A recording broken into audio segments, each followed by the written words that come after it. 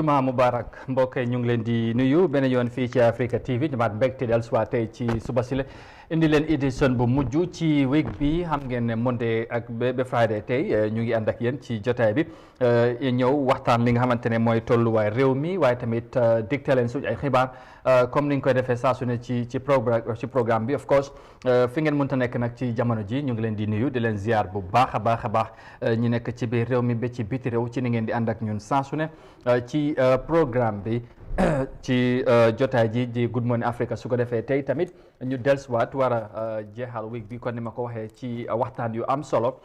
ci réew mi xam ngeen ne ñu ngi waajtaay élection December 2021 incha allah nañ ci ñëw tey suñ gan yegsi na ci kanam tuuti dañ ko dalal waxtaan li nga xamante ne mooy tolluwaay réew mi waaye nekk na kenn ki nga xamante ne tamit bugg naa bokk ci jongante yi nga xamante ne ñu ngi ko waajal mooy jiite réew mi am na yéene bi am na tamit parti wala boog samp na parti am ba pare su ko defee kenn ci ñooñu la ñoo dalal tey ñu waxtaan ak moom lan la ama réew mi ak tamit naka la gisee réew mi ci njiitali président Adama Barrow su ko defee ngeen xaarandi loolu ci kanam tuuti waaye laata ñu cee yegg si foo xam ngeen ñu digtaleen suñu ay xibaar kon ni ma ko waxee ni ñu ko defee saa su ne su ko defee ñu gërëmaat leen beneen yoon ci ni ngeen di ànd ak ñun saa su ne ci programme bi. Well, viewers, again, welcome to the week's ending edition of the Good Morning Africa program right here on Africa TV, and thank you so very much for joining us this morning. And we're going to talk about the Gambia Armed Forces in our, of course, stories. We're going to bring you a report on that because over 200 personnel of the Gambia Armed Forces have completed 3-month training, of course, course on the, line of the Turkish language. We would bring you a report on that, like I said. We also talk about some other things. We talk about COVID-19 and all that. So this and more will be coming ahead. We also have a guest this morning, one of the presidential aspirants, ahead of the December 2021 elections, would be our guest this morning. We're going to talk about his, of course, ambitions and, of course, the state of the country as well under the leadership of President Barrow. But before we get to that level, let's begin with our first story this morning. And now, over 200 personnel of the Gambian Armed Forces have completed 3-month training course and completed a 3-month Turkish language course in collaboration with the Marif International School. Now, the course is geared towards preparing the troops on basic communication and skills ahead of the airlifting of the to the Republic of Turkey for the military training program. And we can now have more details of that in this report by Maria Macham. The 250 personnel, which includes 7 officers from the first batch of the proposed 500 soldiers to undergo training in Turkey. The military program is in response to the Gambian Armed Forces pledge to the UN in April 2019 that it will deploy a quick reaction force into one of the peace support operations in Mali, DRC Congo, and the Central African Republic. Commandant of the Gambian Armed Forces Training School, Major Abdoulaye Job, says the course is part of a package in preparations for possible UN peacekeeping missions. The Turkish language course is one of a series of activities undertaken by the Gambia Armed Forces High Command through the Gambia Armed Forces Training School in preparation for possible deployment of a quick reaction force to one of the United Nations peacekeeping missions worldwide. This course is the first of 2 batches or contingents, if you may say, of 250 soldiers each, totaling 500 soldiers who are to be airlifted to the sister Republic of Turkey for special training. It is against the foregoing that a team of facilitators from Marif International Foundation were deployed to the Gambia to conduct the Turkish language course for Gambian contingents 2 and 3, respectively. The course principal, Hussam Metin Iyupoglu, explained in detail the course content and the performance of the uniformed men. During the period under review, apart from the distribution of the required learning materials in the form of textbooks to each and every course participant. So far, we have taught a total of 12 weeks educational program, excluding official and religious holidays. A total of 288 hours of lesson were delivered, and we produced approximately 20,000 sheets of supplementary learning material. Handouts containing military literature were prepared and distributed to the students, and a total of 9 exams, including midterm and final exam, were coordinated during this past 3 months. For his part, Deputy Chief of Defence Staff of the Gambian Armed Forces Major General Mohamed Ocham described the participation of this as purposeful and necessary. Your joyful appearance this morning indicate that you are glad and that the sleepless nights of studying the Turkish language and struggling to meet the requirements are finally over. I am certain that those hard hours for the past 3 months you have been put through will not be in vain, as the course must have broadened your ability and proficiency beyond your ordinary knowledge to areas of learning new languages and skills of doing other things, amongst other benefits. In addition to the basic linguistic background, the military learners went through courses on the Turkish culture, transport service, and other social and identities of the Turkish. The best students during the course of the training were awarded gifts.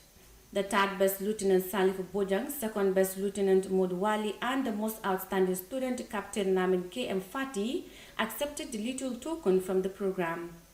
Reporting for iAfrica News, I am Mariama Cham. All right, Mariama Cham reporting there as the Gambian Forces trained over 200 of its personnel of the Turkish language, and in collaboration with the Marif International School out of their, of course, deployment to Turkey in the, of course, coming months or so. So it's a laudable development there. So, of course, learning foreign language, and I think that's quite very, very important. Now, the course is geared towards preparing the troops and basic, communication skills ahead of their airlifting to Republic of Turkey. And so, of course, as you heard from the top officials there in the army, who encourage the personnel to take the advantage very seriously as they look forward to being, taken to Turkey or travel to Turkey for whatever training or engagement they will be doing there. And from that report, we will quickly move on and report on matters of COVID-19. We are in the midst of the pandemic, and everywhere people are concerned and talking about it and doing efforts to make sure that we would overcome the pandemic. Now, the Africa Center for Disease Control and Prevention has announced plans to clear more than 400 million vaccine doses by September 2022. In its weekly press briefing on Thursday, the CDC justified the need for such intervention to prevent a further spread of the virus in what is known as the third wave in the continent. The CDC has more details of that in this report.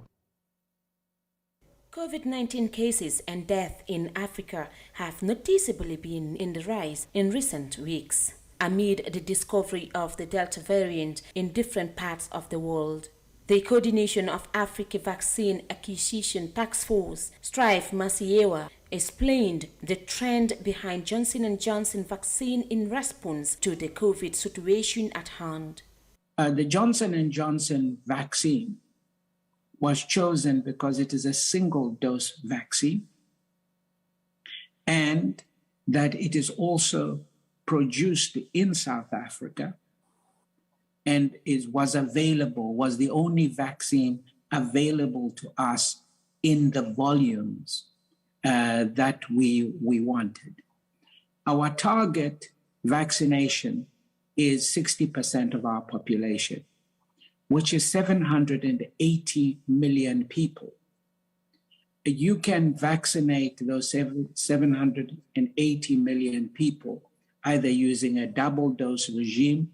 a single dose regime, or a combination of both, as my good doctor John has kindly advised. So if you look at the 780 million, we add an additional 20 million to the 780 million to cover the Caribbean member states. Director of the Africa Center for Disease Control and Prevention, Dr. John Nkengasong, emphasized the safety and efficacy of the vaccines, noting that no fatality has been reported as a result of the Johnson & Johnson vaccine in Africa. As we speak, we are working very closely with member states to establish what we call pharmacovigilance. That is, tracing any reported side events that will come out because of the administration of these vaccines. And so far, based on what we understand, we have not heard of any, or none has been reported. Similarly, the WHO boss on Wednesday called for a moratorium on boosters until at least the end of September. This suggestion was welcomed by the Africa CDC on the basis that the continent needs to vaccinate as many people as possible to stop the spread of the virus. Our position is clear that we need to vaccinate as many people as possible with the available vaccines before we start looking into booster shots. So our position is pretty aligned. And I think our position is informed by the fact that unless we do what we have just said, we run the risk of creating more variants. I mean, because we continue to exert suboptimal pressure on the virus, and it will mutate and then even continue to infect those who have received their vaccine. Again, I'm a good example. I received my full doses of the vaccine in April, and look, I have a breakthrough infection. So again, the only way to stop this a pandemic is to vaccinate many people so that we really blunt the spread of the virus circulating. So I fully agree with the WHO position. As of this week, a total of 6.8 million Africans have been infected with the virus. These represent a 2.4% of total cases reported across the globe. The total number of deaths in the continent stands at 173,000, representing 4.1% of the global death toll, according to the Africa CDC. The third wave of the coronavirus is reportedly spotted in about 30 African member states, with Tunisia, South Africa, Morocco, Mozambique, and Liberia among the highest recorders of the new cases. For iAfrica News, Binta Jallo. Jallo reporting that instead of course, like Cynthia earlier mentioned, the Africa CDC in collaboration or partnership with the African Union are working on measures to make sure that African countries, receive the COVID-19 vaccines. Almost if all African countries should by the end of 2022 get the of course COVID-19 vaccines. You know, we are in the third wave now, and the continent is somehow struggling to get the COVID-19 doses. But with this new initiative, there's a hope that, almost all countries would get access to the COVID-19 vaccine so that we can able to, strengthen efforts and combat against the pandemic in the continent. Now, we will move on from matters of COVID-19 a bit, and probably we'll come back to that later. But for now, we would report on drug matters, because the National Drug Law Enforcement Agency on Thursday signed a memorandum of understanding with its Nigerian counterpart to foster bilateral relations between the two countries in the fight against drug trafficking within the sub-region. Here's more details of that in this report. In complementing the efforts of fighting against drug use and trafficking, the National Drug Law Enforcement Agency of Nigeria signed a memorandum of understanding with its Gambian counterparts. Brigadier General Buba Marwa Mohammed and his delegation attended a closed-door meeting with the President to ask for political support with relations to the MOU. The General, after the meeting with President Barrow, shared details of the meeting while highlighting the main focus of the Memorandum of Understanding. So the MOU is one more of these areas of cooperation between us. The drug trade, drug abuse, the drug cartels is one of the threats facing the international community, and it is up to countries, especially in our sub-region, to partner, collaborate, and cooperate to make sure that we eliminate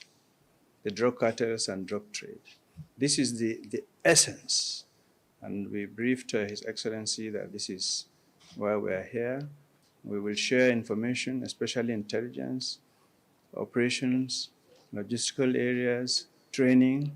and any other area between us that will boost our mission of eliminating the cultivation, production, sale, and trafficking of narcotic drugs, psychotropic substances, and their precursors. This is the essence of it. Brigadier General Buba Marwa Mohammed stated that the collaboration works towards amplifying the fight against drug use and trafficking not only in the Gambia but throughout the West African sub-region. We do have within the ECOWAS partnership within the ECOWAS, but specifically country to country, this is one of the early ones. Ghana is one. We have other countries, both in Africa and globally, that we have MOUs, which we will be implementing. There are also a few more that are on the horizon, especially with India, which is one of the countries exporting, unfortunately, tramadol to Nigeria, which is one of the most harmful of the drugs that are used. In Nigeria, I'm not happy to say the prevalence of drug use is 3 times the global average. 14.3 million Nigerians use drugs. And of that number, the opioids is about 5 million. And of the opioids, 60% is tramadol. So this is a continuing exercise. The Director General of National Drug Law Enforcement Agency in the Gambia, Bakari Kasama, dilated on the importance of the cooperation and how the Gambia can benefit from the MOU. We look forward to partner with a country, a college institution like Nigeria, who have wealth of experience, wealth of knowledge that we can share, we can tap from, and of course also they can render technical support to us. These things he reiterated to His Excellency the President, the support that government should render to my institution, and he was assured by His Excellency the President that the political will is there and they will continue to render that support. But we have limited resources. But we can always count on our brothers, where government cannot provide, other partners cannot provide, possibly we can get that support from our counterparts. In the Gambia and internationally, marijuana, also known by many street names, remains the most commonly abused illicit drug. Individuals of varying ages and economic status abuse it, though it is most popular among the youth. This is because it is affordable, commonly available, and accessible. Most of the cannabis sativa found in the Gambia comes from the Casamance region of Senegal and the West Coast region, although it is grown in diverse places across the country. Statistics from Caesars reveals the presence of other forms of controlled and prohibited drugs like cocaine, heroin, diazepam, and bromazepam. The advent of new psychoactive substances is a threat that the Gambia is equally not exempted from. In order to curb this menace, the agency continues to work with relevant stakeholders at both the drug demand reduction and supply suppression front on measures and means to curtail this menace. Reporting for iAfrican News, I am Hawanjai. All right, Hawanjai reporting there on drug-related matters as the Gambia, of course, Drug Law Enforcement Agency, and their Nigerian counterpart signed an MOU, that is a memorandum of understanding, to work together in combating against drug use and drug trafficking within the sub-region. So, the Nigerian delegation also were at State House to update the president on the MOU and some of the things that they have agreed to work on. We all know drug has become one of the things that almost every country is concerned of. We are battling against how to control or how to combat its use and trafficking also within the sub-region or within the continent. But that's been it's proven very difficult for our authorities to get stopped to it. But let's keep hoping for the best. This collaboration will probably yield some positive result of it, or positive outcome in combating drug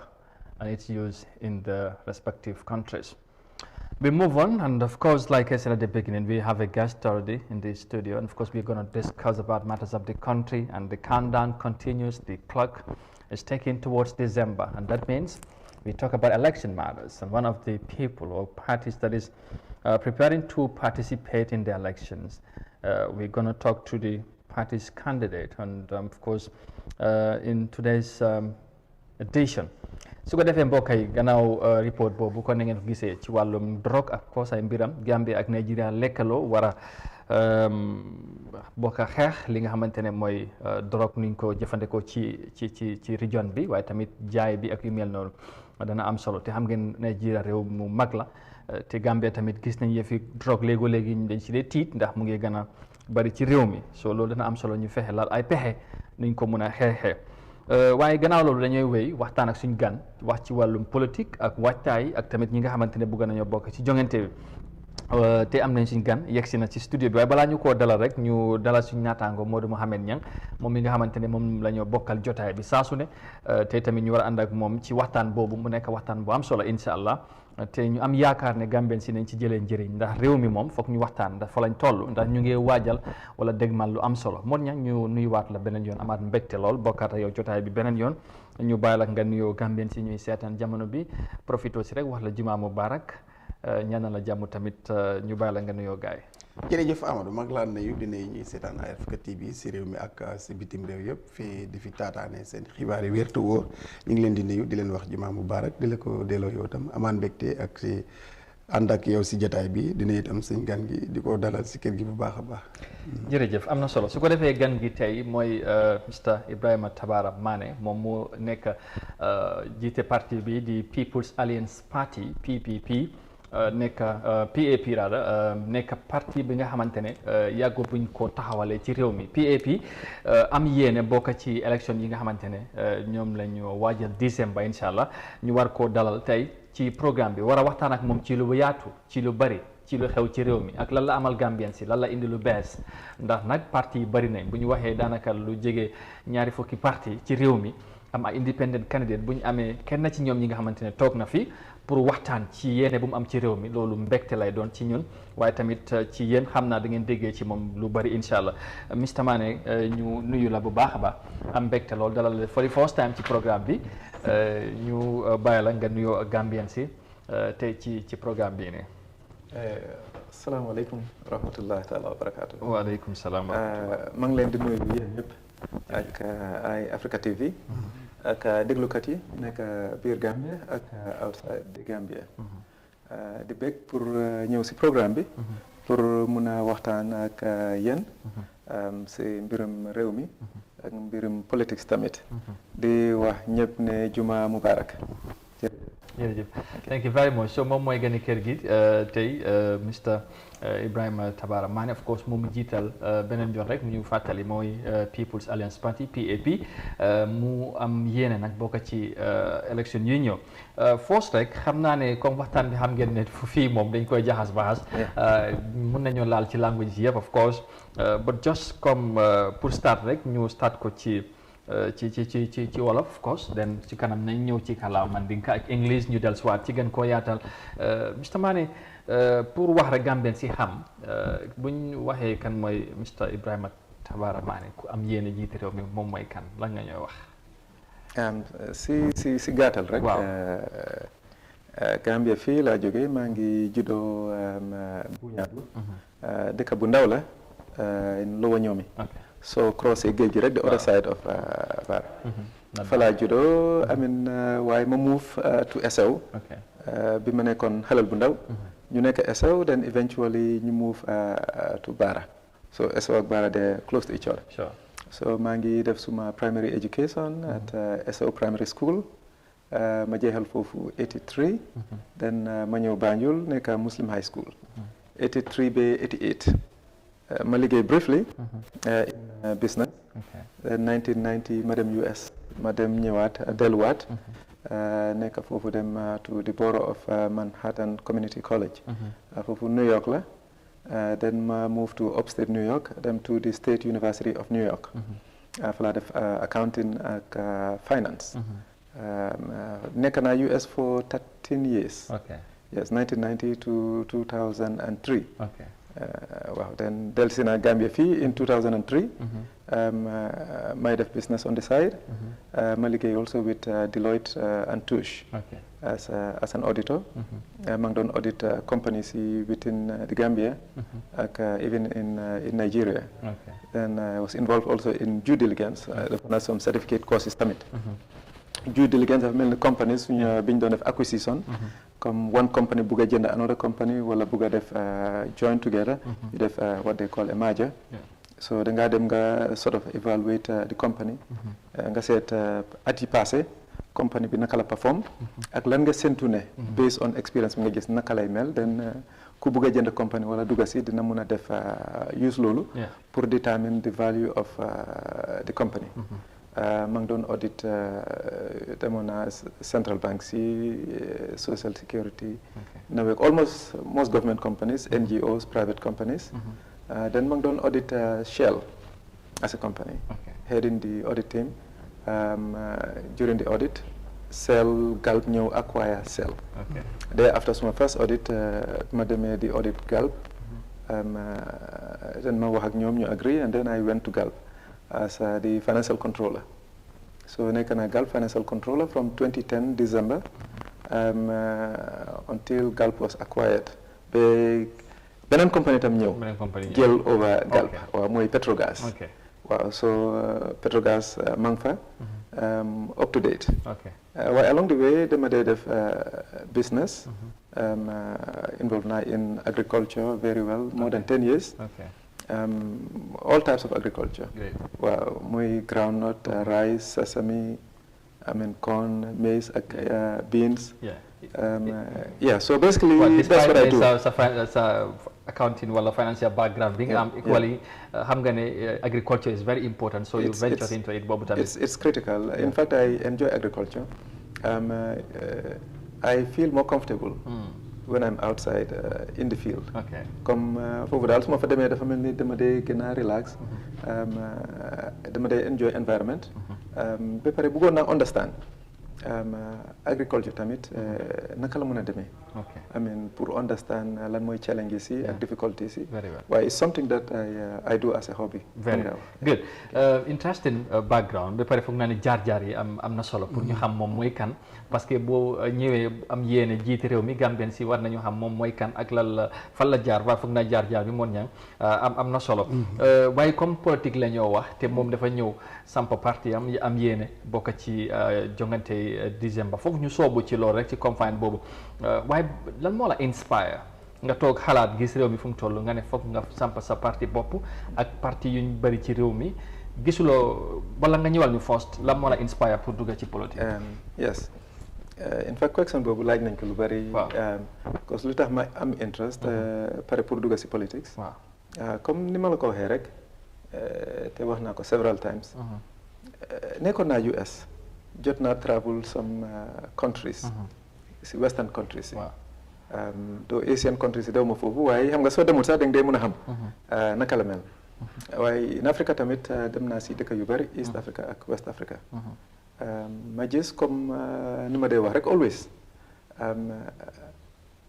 West mooy tubaab yi wala arab yi wala Chinese yi wala Indian yi.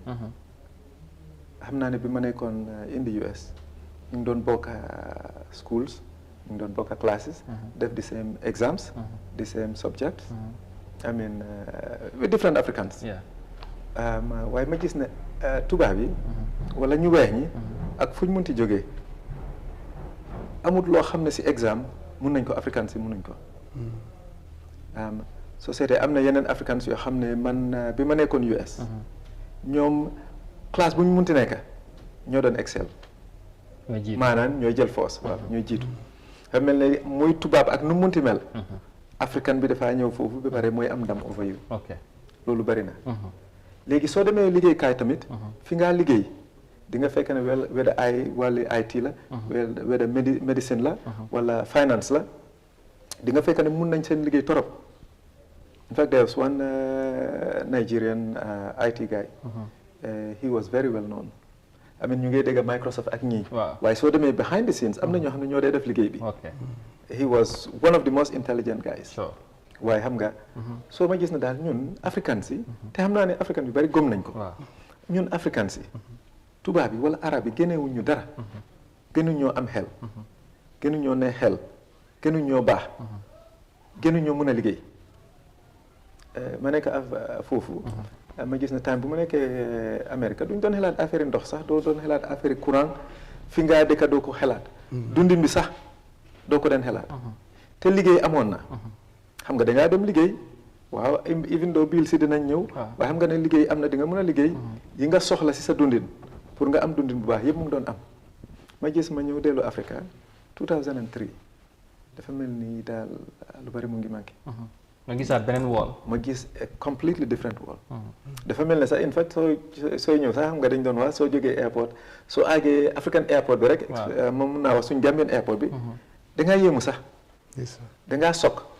parce que da ngaa foog ne ñun dañ nekk si different àdduna. da ngaa foog ne réew yi bokkuñ duñ benn façon nit. amen pour nga imagine rek dafa mel ni ñun nu ñoo xelaatee heaven ajana. dafa mel ni ñoom ñu ngi foofu. ñun ñu ngi struggle. I mean loolu that dissatisfaction. waaye nekk naa fi bëgg a understand. lan mooy the problem. lan mooy the causes. te xam naa ne ñi fi nekk maa ngi gëmoon ne. ñu ngi doon try xëj na seen best. xam nga doo mën a ñëw rek jooj na waaw nii la. waaye ma gis along the way.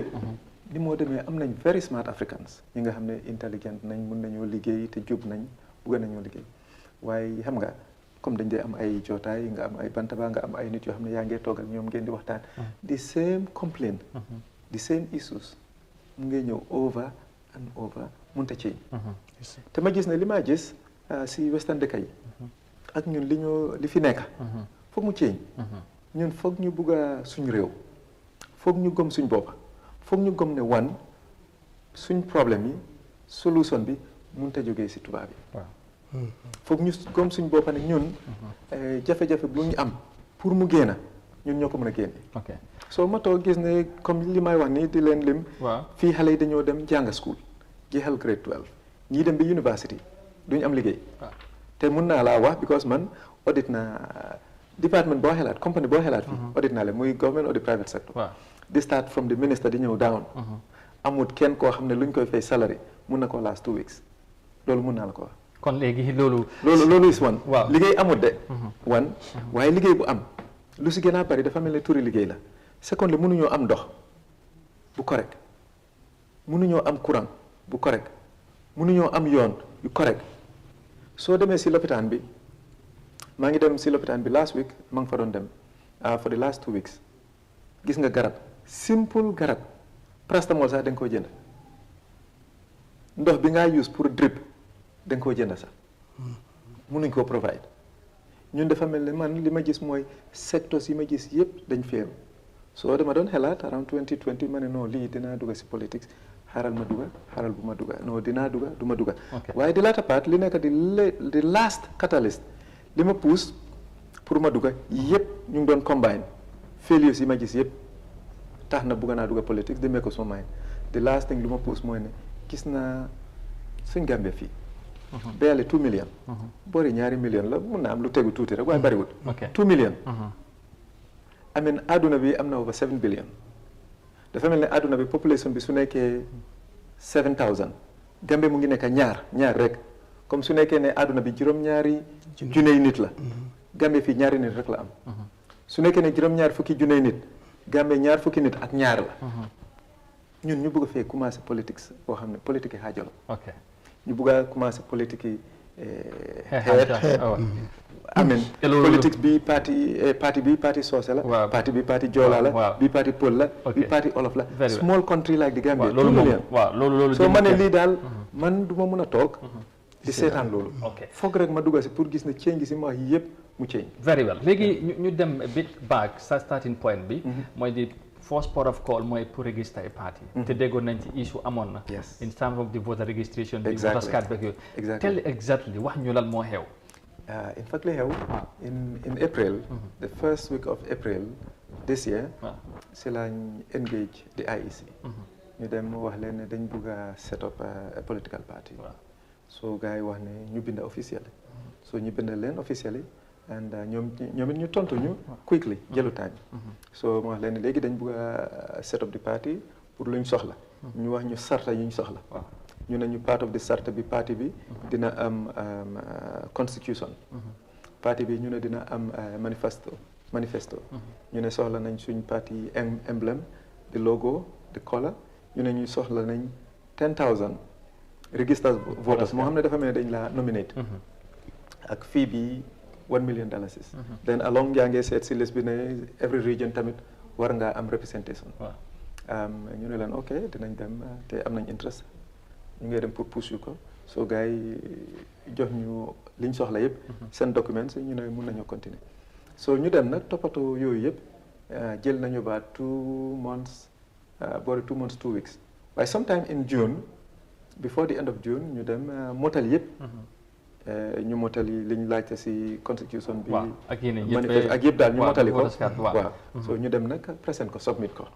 so dafa mel ni gars yi dañu waroon a joxe ñu ngi doon expect ne dañoo joxe des account pour ñu transfert fay xaalis bi ma toog rek ba gars yi call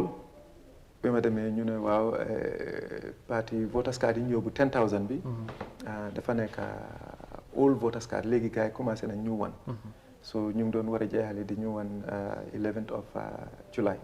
so ñu ne ma waaw li ngeen indi all one bi la so léegi duñu jël boobu because boobu dafa mel ni niñ ko waxee is null and void mais neen comme dafa expire so dañ need pour dem indi di ñu wan so dama read letter bi sa seen office so ma dem si kaw ma laaj leen ma leen ne waaye lii it doesn't make sense te xam naa ne amul benn loi because check naa gisuma benn loi boo xam ne yaakaar naa ne moo ko baag xaw ma benn loi boo xam ne moo ko baag te logically xam naa ne make sense because bi ma doon apply bi ñu doon apply all voters card moo fa nekk yéen nangu ngeen pour ñu dem ñu collect loolu jël nañ 2 months plus waste nañ a lot of time waste nañ a lot of energy waste nañ a lot of resources dem nañ throughout the country all the 7 regions region bu nekk ñu ne minimum 1,000 voters nga need ma ne leen ne dem nañ def nañ loolu ñu collect ko so ñu indi already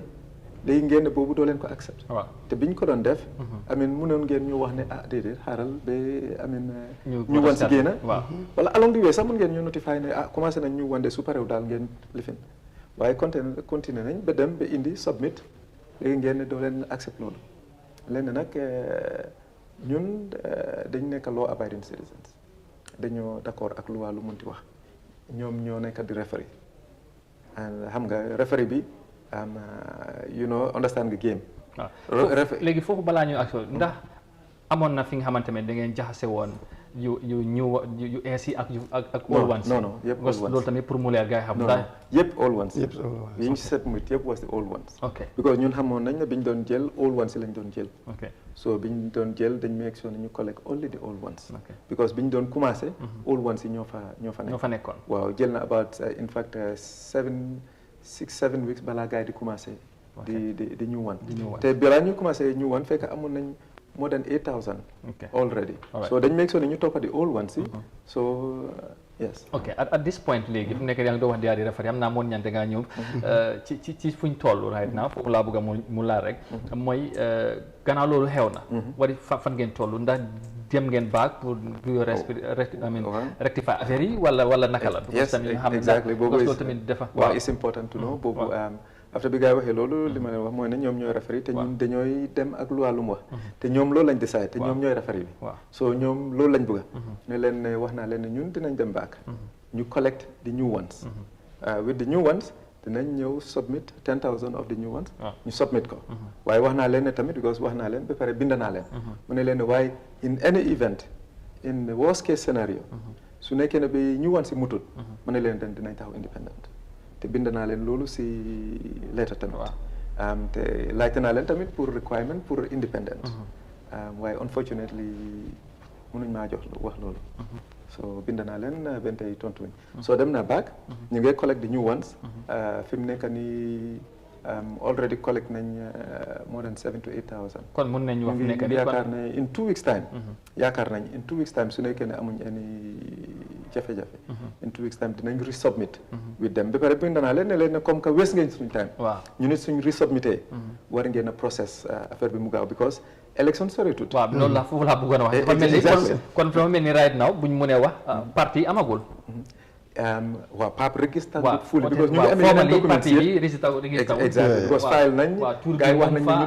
delluwaat nañ ñu ngay yóbbu I hope ne foog maa ngi yaakaar ne ñoom it at least because of situation biñ ni mel ñoom it at least they will be fair because wax naa leen ne ñun we Gambians am nañ ñoo xam ne bugga nañ pour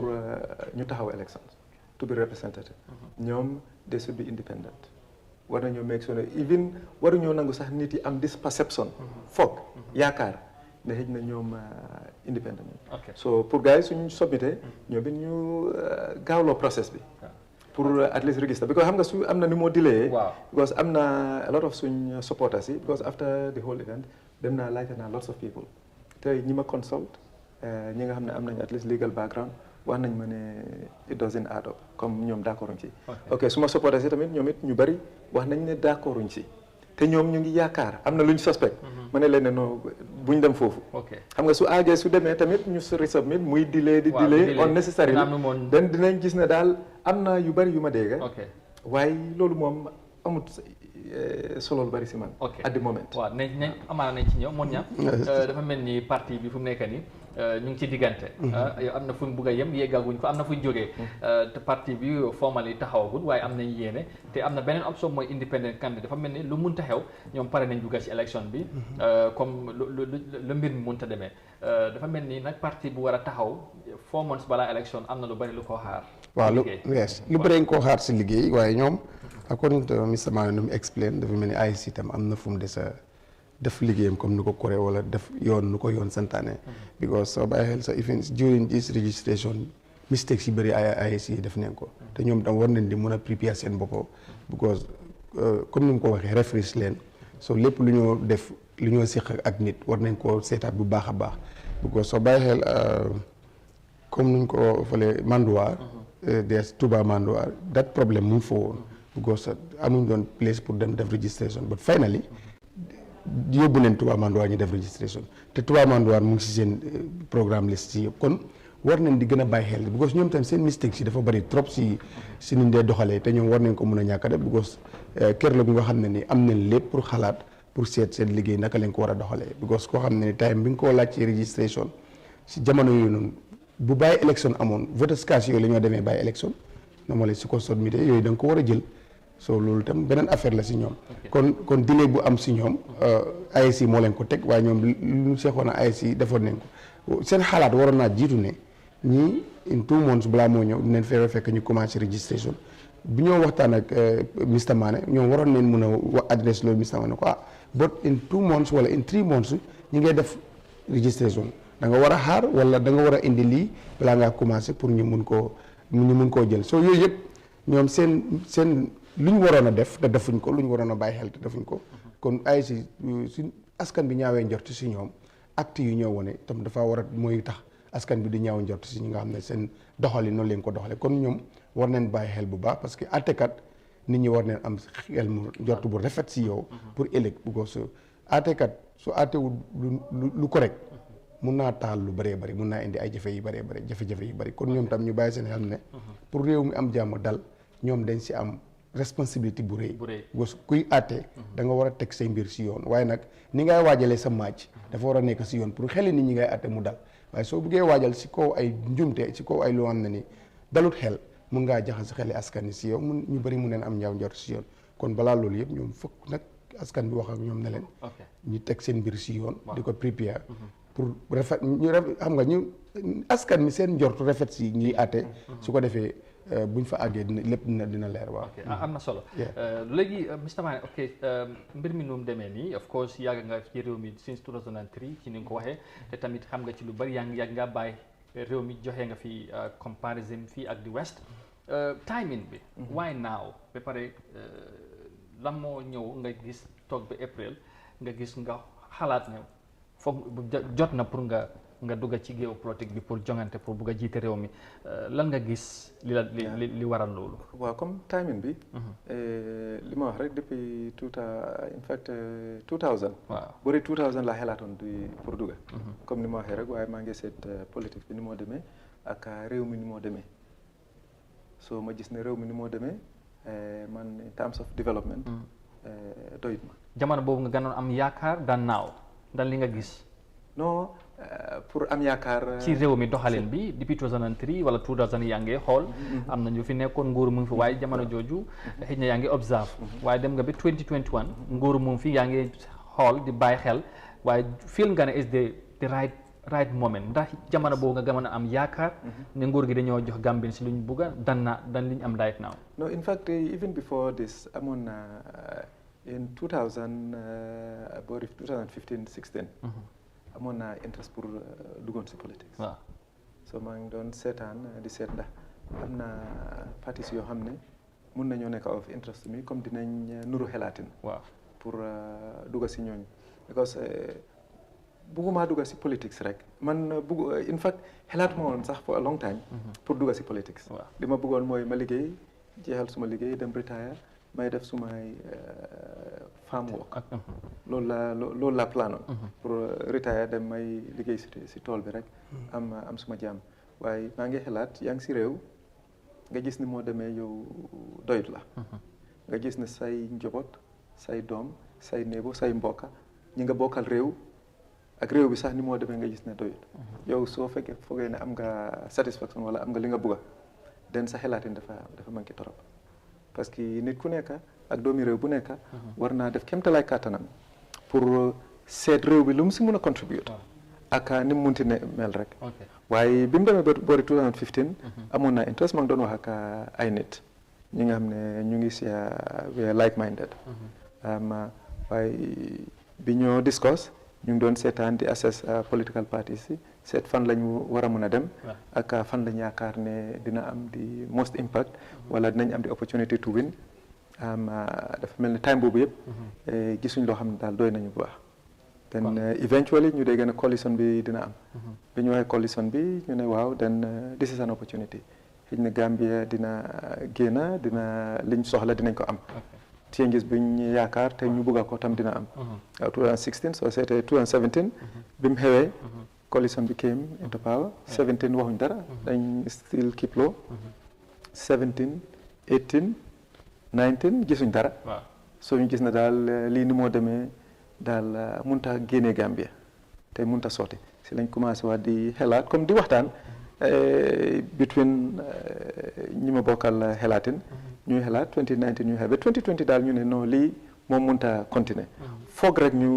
duga te bu ma dem si parti rek just pour nga ne nomba rek laa waaw maa ngi fii waaye agenda biñ gis ak loo foog li nga xam ne yaakaar nañ ne moo mun a génnee Gambia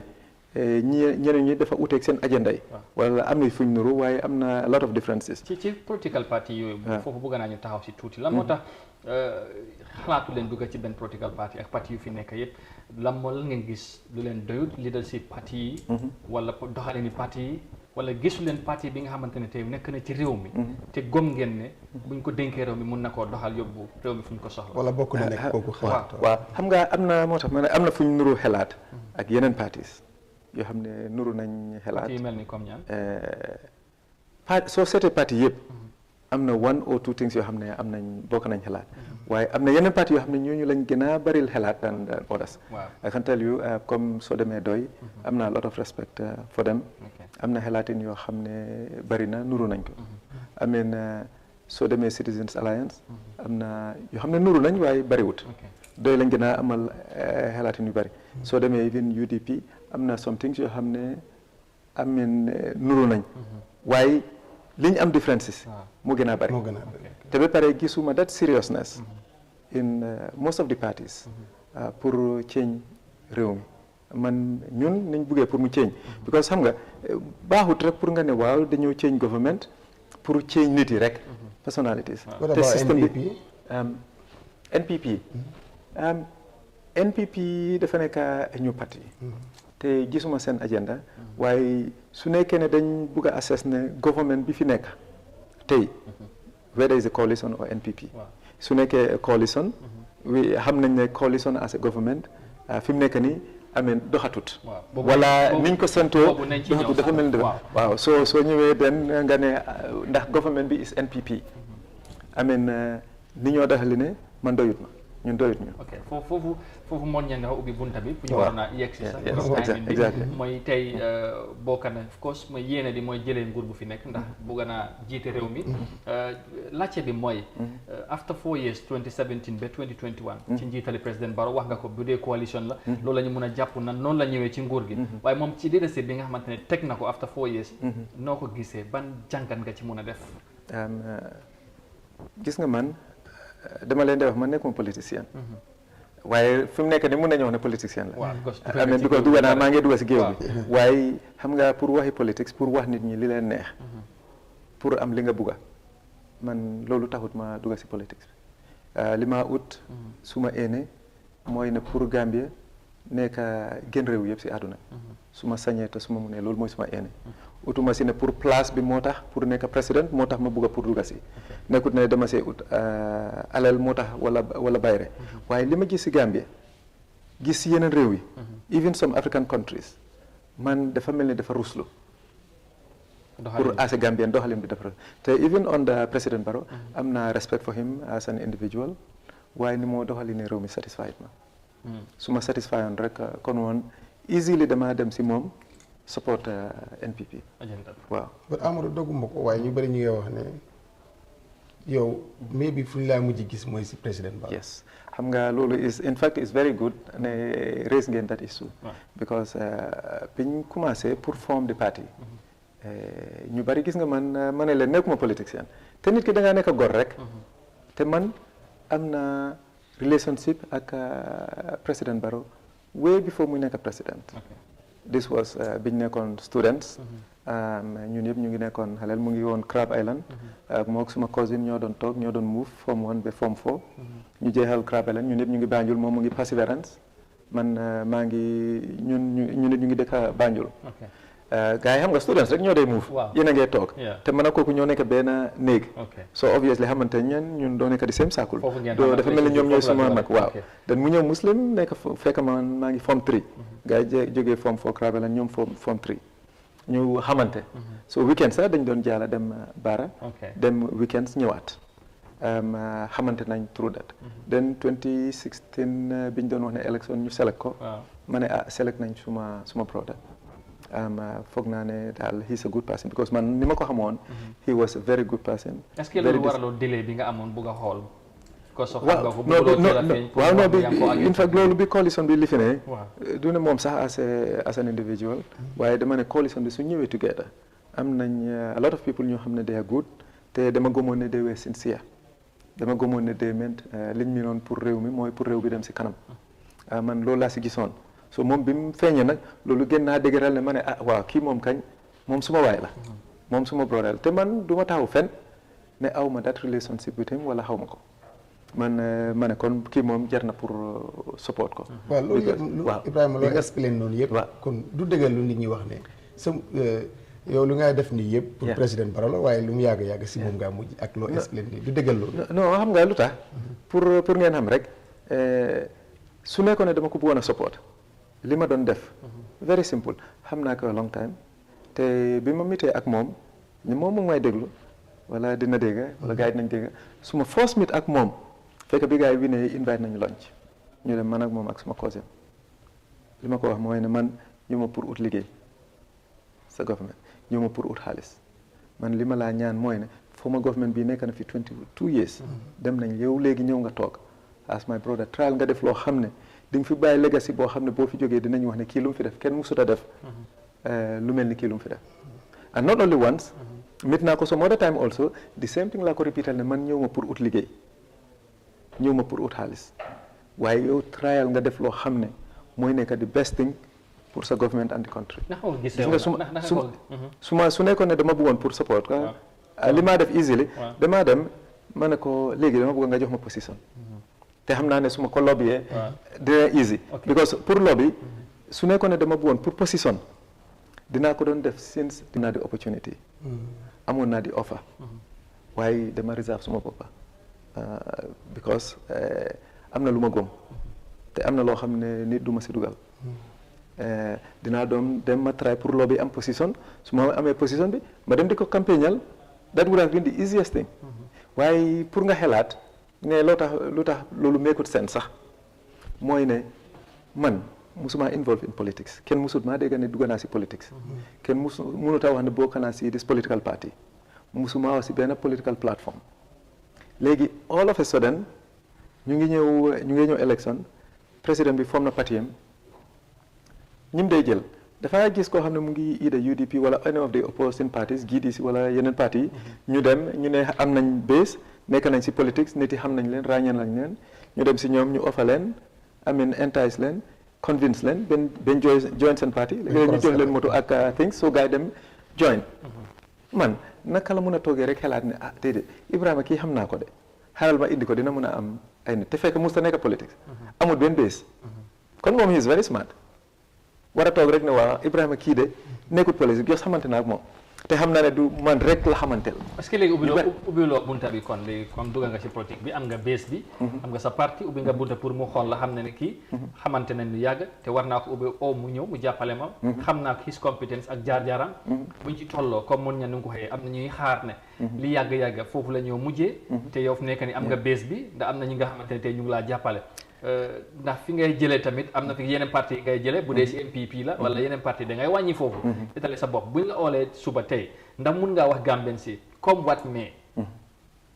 duñ la gis si élection bi décembre bi nga ànd ak NPP pour ma ñëw wax la wax bi sax fu mu commencé waaw gis nga bi ñu doon form di parti am na political party boo xam ne ñëw nañ approach nañ ma ne ma dañ bëgg nga join suñ parti not du seen executives de waaye am na ñu ñëw xaw ma ñan ñoo leen baatal waaye dañ ma ne kaay nga join suñ parti ma ne leen ne déedéet dem na 3 times the 4th person bu ñëw pour wax ma ne ko soo leen bëggee ngeen ñëw ngeen join suñ parti mu ne ma déedéet yow naka ngay xalaatee noonu ñun ñu nekk ay big party ñun ñu yàgg fi yow nga bëgg ñun ñu ñoo join la foo maguloo sax ma ne ko non man su ma amutoon that conviction believe ne dinañ win konoon du ma wees suma time pour taxaw so biñ fa jógee ñu dem ñu ne waaw kii xamante nag président bi kon président bi moo nekk si gannaaw xam nga rumeur bi pour wax la rek fu mu start so ñu ne waaw because try nañ mënuñ ñaa kon bi ñu ne président bi moom in fact dem nañ benn président bi jox na ma 1 million ñu ne jox na ma 500,000 dama bëgg rek ñu tënk wax bi mooy comme su ma la déggee mooy lu mënta xew comme tey président Barrow bu ñëw fekk si la yow doo dem man fi mu nekk nii what I can tell you am na so many parties yoo xam ne ñëw nañ approach nañ ma pour dem si ñoom te ñoom yëpp the same thing laa leen wax ne du ma join kenn li tax du ma join kenn mooy ne seen agenda bi moo tax foofu bëgg naa ko moo tax so li ma wax ñu teb waaw pour nga understand pour ne pour président wala any political party pour ma join leen dafa fekk ne seen agenda lu si gën a bari lu si ëppa nuru nag suma boss te pour loolu xew président bi ak parti bi kon foog ñu def a very radical change du ne ni ñoo doxali ne nii ak yeneen parti yëpp waaye li ma wax mooy ne gisaguloo seen agenda bi wax nga loolu ci gannaaw NPP gisaloo non ni ñoo gis xam nga soo gisul agenda other political parties soo ne gisuloo seen agenda nit mun naa understand waaye government bi seen agenda bi mooy ni ñoo doxali ne ba tey xam nga ne government bi MPP mun nañu wax ne tey du seen nguur waaye ñoom seen parti bopp am nañ seen manifesto te ñu ngi bugg a Adama Barrow ki nga xamante mooy seen candidate moom mooy demal bu wii ne ñu amee fully fledged NPP government bu dee am na yeneen parti yu fa nekk waaye ñoom ñooy jiite foofu la bëgg a mu leer ndax tey boo demee gis li la convaincre si parti bi ñu woola lu tegu nga gis ko mu doy la da ngay dem fekk ci NPP foofu lañu bu wala lu munta xew daal yow am nga gom-gom ne yow yaay demal sa bopp ku ñëwut doo dem foofu lañu bëgg mu leer non xam nga du ma discount ne ku ñëwut du ma dem tey loolu waxuma pour président de wala NPP dama mean all the parties waxuma ne ku ñëw du ma dem man parti yi ma gis li ma wax mooy ne doyuñu that is one li ñoo doxali ne secondly man gom naa ne ñun am nañ di opportunity pour win xam nga soo amee gomin boobu ne di nga win kon du jar kañ dem join keneen waaye yes xam nga ne ñëpp loolu la ñoo wax independent sax xam nga waaw loolu la xam nga ñëpp loolu la ñoo wax waaye xam nga moo tax nag ñun yëpp dañ gëm ne dinañ win anyway man dama gëm ne dinañ win te nekkut ne dama ñëw pour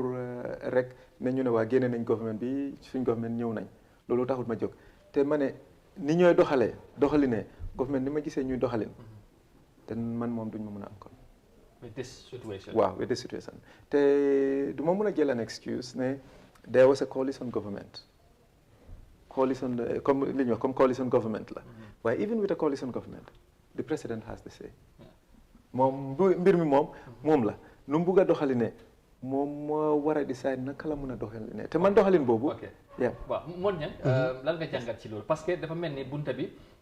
moom tëjut ko pour dem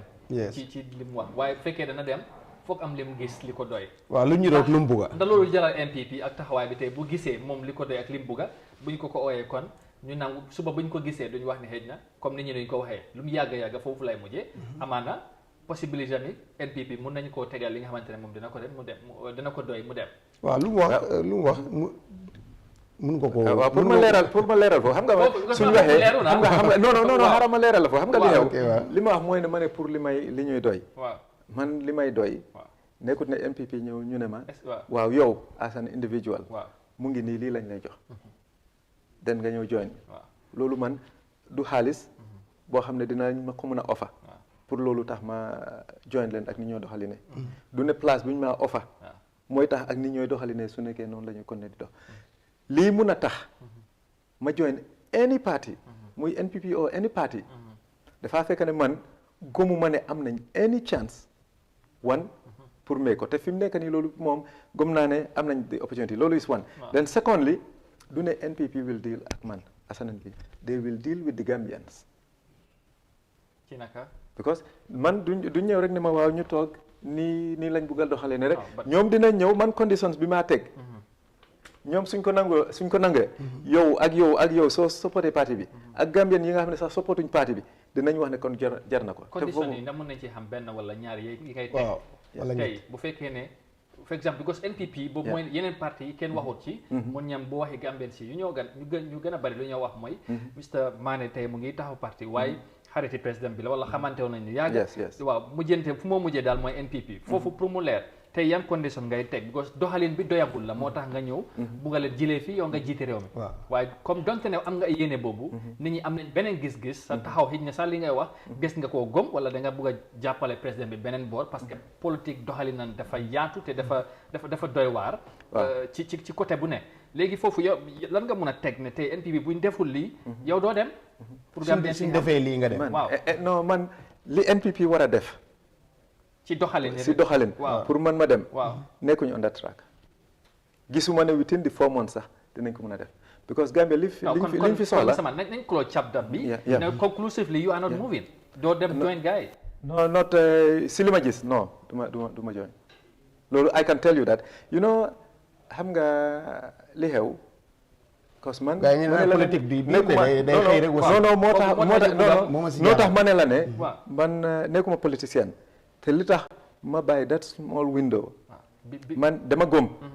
comme li tax ma dugga Gambia rek moo ma ñor ba pare dama góom yàlla te bëgguma nekk politicien boo xam ne du ma sàmm suma kaddu loolu is one thing bëgguma ma wane nii fekka du ne noonu man li ma wax mooy ne du ma wax 100% ne du ma join NPP wala UDP wala DOI wala CA wala any of the parties loolu moom du ma close that door te loolu moom is not open to only NPP it's to all the parties waaye li ma mun a wax mooy ne 99% I'm sure 99% I'm sure ne du ma dem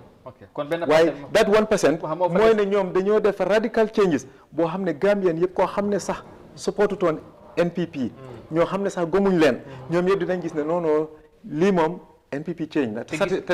doy na te man gisuma possibility between the 4 months non gisuma that possibility because ni ñu nekkee di dem lu mu wax loolu nit mën na ko nangu doomu réew tam boo xam ne ni président sañ naa gis doomu réew bu nga xam ne kii ku baax la ku jub la su ma ko indee si suma kanam mun na ma xelal ba nu mu buggee moom réew mi demee noonu yow su nekkee ne président bi tey woo na la yaakaar bu mu am si yow mu ne la am naa yaakaar ne soo ñëwee doxalin bu nga bëgg soo ko nekk suñ nekkee maag yow doxalin boobu mun naa am ni nga bëggee réew mi demee suñ nekkee maa yow loolu mun naa nekk waaye bëgg naa nga ñëw ba léegi itam loolu loo si wax gis nga man li ma wax gis nga pour affaire bi nii pour ut place bi óor na la du ma terewul maa nelaw du ma tëdda sax di ko xelaat because one thing mooy ne luy suma ite luy suma ene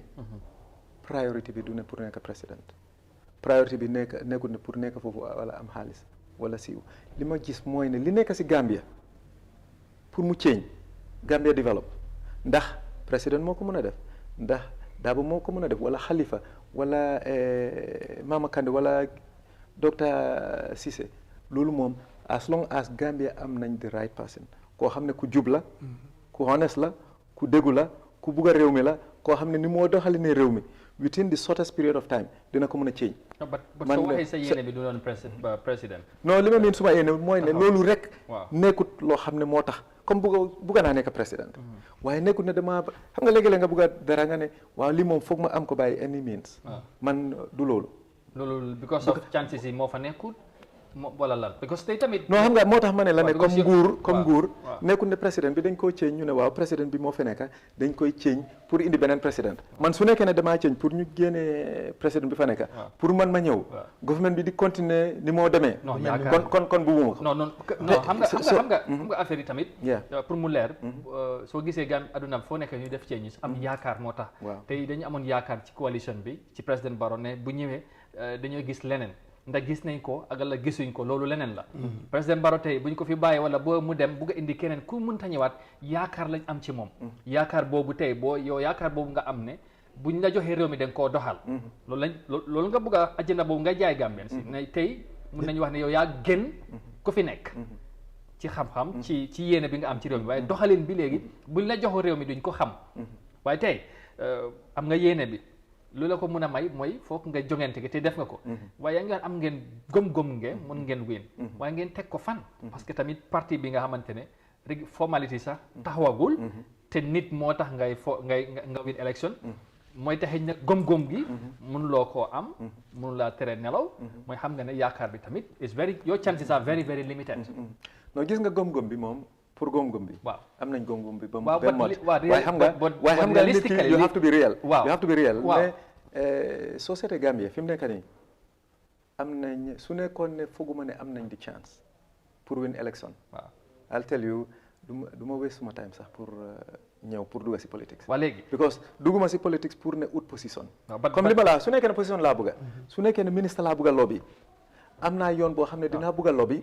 pour mun a am position bi position bi yes yaa ngi koo lobby waaye bi nga bëgg a mooy jiite réew mi foofu dafa bëgg a foofu mu leer leneen bi tamit bu fekkee da nga bëgg a jiite réew mi dana am li la ko may bokk na ci mooy parti am na lu moo dundee mooy nit te yow boo seetee sa parti bi wala fi nga toll ci politique ci réew mi fii ak décembre soo defee sa analyse of course Mr Man da nga xam ne tey sa chances mun nga koo natt nga xam fi nga toll am nga gom-gom bi waaye soo seetee lu nekk ci ground bi tey mun nañu la sa base bi fan la yaakaar bi nga am foo ko teg parce que tamit Gambien si war nañoo xam loolu ak lan nga fi parti bi nga xamante ne mun naa war a taxawagut bu waxee dana jël réew mi fii ak décembre dañuy laajal kii lu ma woo fan la ko teg ak lan la gis wala lan la am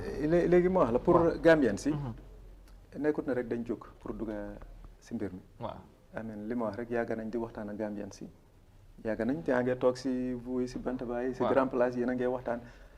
problème yi réew mi yëpp ñu bari xam nañ ko waaye dafa mel ne ida amuñ fit bi wala amuñ góom-góom bi pour solve ko te ñun bugguñ ne nguur dañ faa génnee nguur indi beneen nguur lu nekk mel di seen loolu tax ñu jóg pour problème si ñu gis ñu identify yi nekk si suñu manifesto bi pour make sure ne ñu apply yooyu pour Gambia change within the shortest possible time because li ñu gis mooy Gambia mu ngi fail as a country under the leadership of President Barrow yes Gambia mu ngi fail as a country te bu nekkee ne amuñ very strong government very responsible government very honest government then ñun suñ contribute na fail and you believe ne through you mun nañu am loolu I believe so under your leadership yes waaye yow pour te li nga wax ne if you look at the numbers nga seet 20 last election 2016 800,000+ ñoo vote ñoo register woon 800,000 plus I can tell you about 40% you're voting. Wow, loolu moo am na. nga lu tax about 360,000. voting lu tax voting. because they were not satisfied. satisfy ak luñ gis su nekkoon ñooñu amoon nañ a candidate of their choice ñu votal ko kooku dina win easily example su nekkee because ñoom they were not satisfied with all the parties now soo ñëwee nga gis parties yi fa nekk you have the coalition government coalition bi amoon nañ 227,000 the former incumbent Yaya Jammeh am na about 207,000 Mama Kandeh am na about 89 to 90,000 now coalition together as a unit am nañ 227 now nga split loolu between them 7 parties yeah 7 parties now o nga ne bu loolu du fair because majority is UDP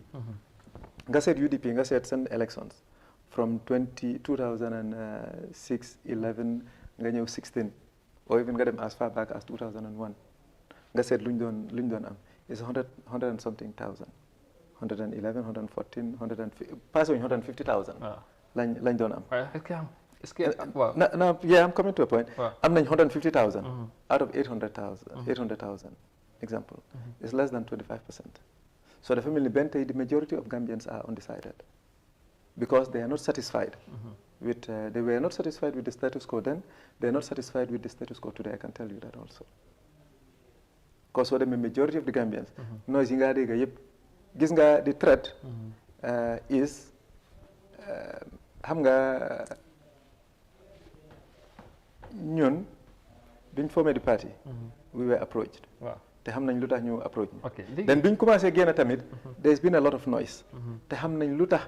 there has been a lot of noise te am na ñoo xam ne ñoom deliberately bëgguñ ñu register sax yes loolu pour lan moo tax because dañ feel threatened te foog naa ne suñ foogee ne de let them have a level playing field ñu bàyyi ñu contest xam nga man su nekkoon ne dañ bëggoon pour jàppale President Barrow then duñ dem to the length of registering a party duñ dem to the length of I mean this far spend so much resources delluwaat di spend suñu resources just pour register a party te ba pare tamit that it doesn't make sense nga sponsor nit pour mu taxaw at the end of the day mu ñëw taxaw against you su winee nag non but xam nga politique dafa bari dynamics yooyu yëpp mën nañ koo gis fii mu xew li ngay wax ni yëpp mën naa xew ci politique nit mën naa sponsor nit mu dem pour of course xam nga ne tey mën nga lu mu néew soo demee sa bopp am na fi nga xamante ne tey bu fekkoon dañ doon against président si feneen dañ doon bokk ci yeneen political party nga jëlee ay nit but loolu leneen la waaye just one thing pour ma clarify loolu in fact li ñoo wax ne président si moom laa faral wala moom laa nekkal front def naa a challenge te dinaa ko repeat fii te benn tey because gis naa koo xam ne moom daf doon dem around sax di wax ne waaw man président bi moom jóge na North Bank area xam na man président bi laa nekkal frontam moom moo may sponsor wax yu bari man wax naa leen den wax naa ko in the radios te challenge naa anybody man mun naa wax man jullit laa and today is Friday ma ne leen ne I swear to the Holy Quran as a Muslim président musuta yëg bi ñu doon form parti none of the NPP members wala président yëg na ko or the opposition bi ñu ko doon form kenn yëgut ko kenn musut see dugal a single butut up to today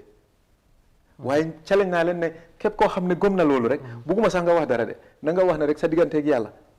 you swear to God ne président moo nekk suma gannaaw loolu rek man loolu satisfait xam nga politics man dugg woon si politics waaye understand naa xam naa ne politics is a dirty game biñ commencé ñi bugg a ñu join leen biñ bañee then they started dirty politics. ñaan parti ñoo la invite pour ngeen dem. non ñoom xam nañ seen bopp jarut wax leen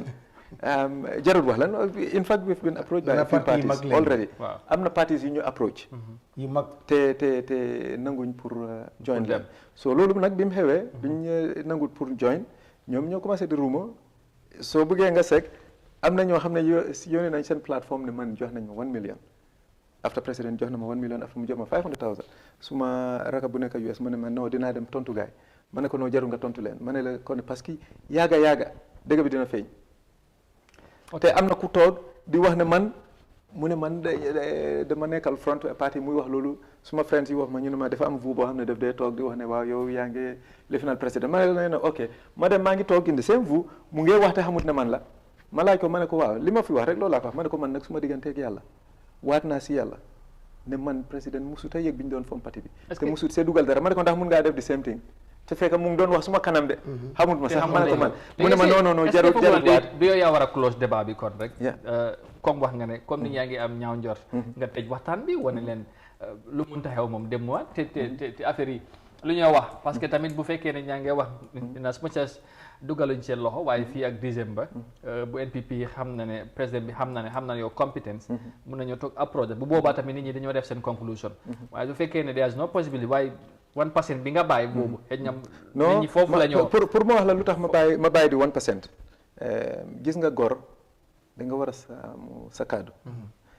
gis nañ Sénégal suñu néego bi fii Abdoulaye Wade taxawoon na am na lu mu waxoon ñu ne wax defoon na loolu président Barrow sax léegi gis nañ di current président wax na te bi mu waxoon nañ 3 years wala du continuer moom it ñu ne wax na waxeet man nag bëgguma bokk si loolu te xam naa ne nit rek nga est-ce que yow pare nga te man moo tax ma ne la xam nga ko la wax ne pare nga psychologically mentally pour politique bi lu mu laaj nga joxe ko ba mu jeex parce que yaa ngi wax fi yi nga xamante ne bëgguloo koo dundee wala demee noonu te gis nga yëf yi te xam nga politique loolu mooy dundee xam nga man politique si naxaate du ma si bokk kon loolu moo fi am comme bari na man politique naxaate du ma si bokk cause loolu du suma yite du suma jikko te fi mu nekk nii man bugguma su may nekk dama bugg a Gambia nekk the best country in the world te su ma sañee dama bugg a nekk the best president in the world bugguma ne comme Gambia mel ni comme Guinée wala Sénégal wala noonu bugguma mel ni ñu ne waaw Macky Sall wala Adama Barrow wala ki fi jógee dama bugg a di higher standard su nekkee ne dafa am waaye comme xam nga nit rek nga te li tax ma ne that allowance of one te waxuma ko ne pour Barrow dama ne pour all the other political parties su nekkee ne ñoom yëpp dañ nañ gis ne agenda bi moo fi nekk te gars yi nangu nañ tuddat agenda te loolu is good moo tax ma ne la ne nekkut ne dañoo ñëw pour wax ak man ci booloo boobu noonu ci coalition bi nga wax am na possibilité pour mu am bu boobaa ndax buñ tolle foofu am ku la convince yet still da ngay pare pour dem bokk ak parti nga bàyyi ñooñu nga ànd ak ñoom ñu jiitu wala su fekkee ne tamit sax changes am na yow foog nga dem rek as a candidate man suñ first choice mooy ne ku bugg a fi mu nekk nii te fa lañ taxaw mooy dangaa ñëw nga join waaw muy NPP muy any other party soo buggee nga ñëw join waaw mon ña man fu maa ñëw mooy ne dundi ni parti bi ko fii parti yi bëri secrétaire général bi mooy buur di bumi parti bi naka la nar a dundee si loolu tax yow sa parti yow sa cadre rek moo fa dem wala exécutif bi mun ngaa tëral dara ñi génne ko fa waaw because xam nga foog ngeen am consensus mooy ne foog ngeen d'accord doo ñëw rek d'accord pour impose ne lii laa bëgg a moo am mooy am because kenn nit mënut a xam lépp amen yow da ngay xam lii kii xam lii waaye suñ foog ñu am consensus foog ñu work together as a team ñun nekkuñ parti boo xam ne ki nekk si kaw rek mooy dogal lu nekk yes di nga am ñoo xam ne ñoom ñoo laa advice di nga waxtaan ak ñoom ngeen d'accord ne lii moo gën yow mën ngaa dem sax nga gisee nii ñoom ñu gisee neneen ngeen d'accord waaye am na yoo xam ne moom loolu moom ñun ñëpp a si d'accord loolu moom duñ ci compromise te bokk na si loolu ne waaw amen ñu ñëw because am na ñoo xam ne ñu ngi si parti bi try nañ pour jox leen dara waaye ñoom dañ leen di wax ne daal pour offer leen dara ne leen waaw dinañ leen offer lii ngeen ñëw wala dinañ leen offer lii ngeen try convince waaye ñi ma xam dañ leen di wax ne non pour loolu moom jaru ngeen try ko sax soo leen bëggee daal ngeen dem ngeen toog ak moom sax ngeen waxtaan waaye fooguñ ne dina def loolu. ok kon foofu leer na lu ma bëggoon a xam ba Amadou mooy ne su exécutif bi tam jëlee décision boo xam ne ni exécutif yëpp ànd ne ba mu des moom ñu ne ko ne léegi lu ñu gis mooy dem ànd ak parti A ou B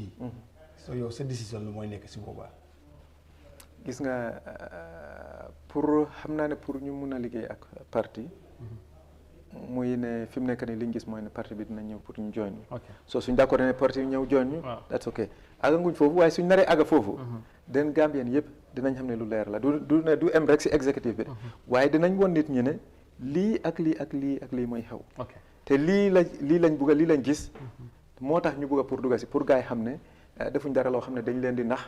wala di leen or alright loolu am na solo léegi xam naa time baa ngi dem pour lu ñu war a wax tamit xëy na bari na dafa mel ni pour ñu tëj rek gëm nga ne président Barrow deserve second chance ci sa wax. ak ni moo doxinee ak ni mu ak doxalin bi. waaw tey of course bëgg nañoo nga jël xëy na su fekkee 2 minutes sax ak ci foyer si gis nañ président Barrow ñu mu àndal dañoo wax ne di samp nañ ci ay développement yu bëri defar nañ fi ay yoon bridge schools ak yooyu yëpp lan moo tax ak yu ma wax noonu am na waaye gëm nga ne ba léegi ci benn mail rek gëmul nga ne waruñ koo may mu amaat beneen mandate. non li ñëw wax ne xam nga dëkk bi dafa mel ni mu ngi dem si gannaaw jafe-jafe bi nekk si dëkk bi xanaa foog naa xëj na ñoom dañ ko yëgul soo demee si marché bi dundin bi nu mel. ameen ñëpp a ko yëg fi mu nekk nii ñiy wàcca school mënuñoo am liggéey dafa bari torop te dina am a lot of impact si crime si ak suñ social cohesion boobooy esto ba pare seen politics bi wax yu sew yi fa nekk waxi gaar wàlle ñun dañ nit pour Gambian si dañ nit pour seen problème si ñu nit pour solve suñ problème si waaye dafa mel ni politique bi dafa nekk wax yu sew rek personalities rek individuals rek te ñun taluñ loolu te li ñu wax yi ñoo bil ak ni moo demee man loolu doyut ñu ñun ok loolu doyul la léegi finally rek here's somebody ki nga xamante ne taxaw nga leadership bi doyul mun ñang ñu bëgg a xam lan la bees la indil Gambian si pour tëj rek li nga xamante ni buñ la dénkoon réew mi da nga teg li tax yéene bu nga am Gambien gën ci réew yi da nga ko mën a teg ak naka nga koo defee ak li koy def foo koy jëlee gis nga ñu nga am suñ manifesto ñu ngi ko am in English am nañ ko léegi in Wolof ak Mandinka ak Pël ñu ngi ko war am in Saraxule ak Joola ak Séeréer in the local languages waaye pour wax la rek gis nga réew foog doomi réew yi ñu xam ne ñoom ñoo contrôle seen government ñoo moom seen government te ñoo gis seen boppa si government te ñoo gis ne government bi dafa nekk rek pour seen interest loolu is one secondly seen économie bi réew boo dem seen économie bi doomi réew yi ñoo ko war a contrôle majority of the industries ñoo leen war a am te fii nii loolu kam dañ ko luus then finally suñ security ñun ñoo war a yore suñ security ñoo war a contrôle suñ security foofu tam dañ fa am laps te dëkk boo dem doomi réew yi ñu ngi am division wax yu sew